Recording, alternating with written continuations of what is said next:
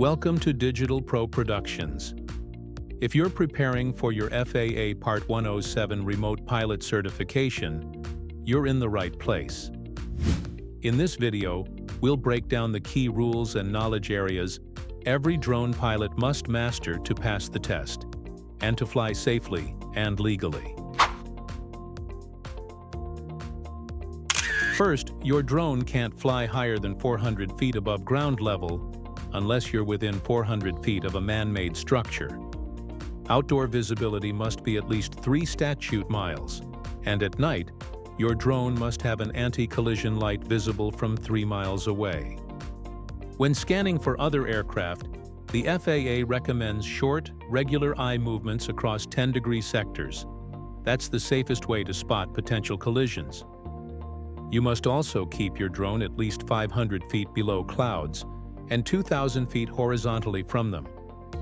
Finally, the speed limit, 100 miles per hour, or 87 knots maximum.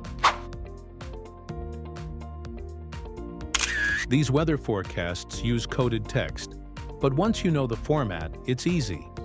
For example, 33015 G20 KT means winds are coming from 330 degrees at 15 knots with gusts up to 20. Learning to read meter and TAF data is critical for safe drone operations, and yes, it will show up on your test.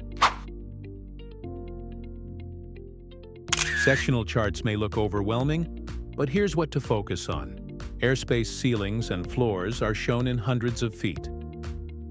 Obstruction elevations list both mean sea level and above ground level.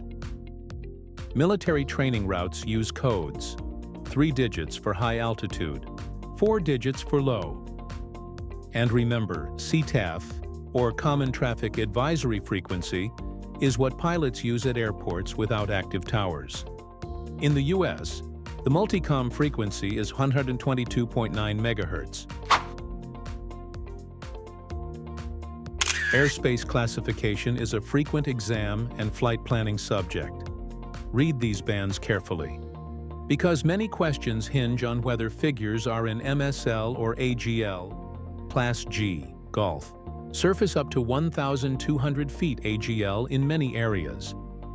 Class E, Echo, often begins at 700 feet or 1,200 feet AGL as shown on charts. Class E extends upward to, but does not include, 18,000 feet MSL. Class D, Delta, typically up to 2,500 feet AGL around towered airports. Class C, Charlie, typically up to 4,000 feet AGL in core areas. Class B, Bravo, can extend up to 10,000 feet MSL in some sectors. Class A, Alpha, begins at 18,000 feet MSL, above the lower altitude structures. Always check whether the chart numbers are given in MSL or AGL. And remember, many test questions try to trip you by switching the reference frame. The FAA's Part 107 rules apply to drones under 55 pounds, including all attachments. Drones under 0.55 pounds don't need FAA registration if they're for recreational use. Load factor is the amount of aerodynamic lift the aircraft must produce relative to its weight during a banked turn. To take the Part 107 exam, you must be at least 16 years old, and drone registration is available from age 13 and up. Registration is valid for 3 years. You have 14 days to update or cancel the registration of a drone that has been sold, transferred, or destroyed. This also applies if you change your address or any other relevant registration information, and your Part 107 certificate lasts 24 months before renewal is required. Some rules to know. Accidents must be reported within 10 days. You can't fly within 8 hours of drinking alcohol.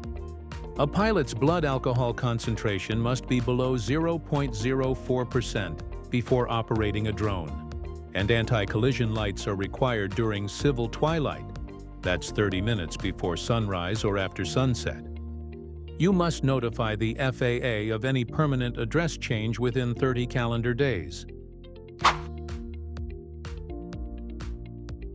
The FAA Part 107 knowledge test costs $175. Drone registration is much cheaper, but remember, only one drone can be flown per pilot unless you have a waiver. And here's my advice. Master these 10 knowledge areas we covered today. Schedule your exam. Commit to the date. Rewatch this video, take practice tests, and review until you're confident. Passing your Part 107 exam isn't just about memorizing facts, it's about becoming a responsible, skilled drone pilot. Thank you for joining this FAA Part 107 training overview. With consistent study and practice, you'll be well prepared to pass the exam and operate safely as a certified drone pilot. Remember, mastery comes with repetition, so revisit these concepts often. Take practice tests and stay current with FAA updates. We wish you success on your journey to becoming a licensed remote pilot and safe skies ahead.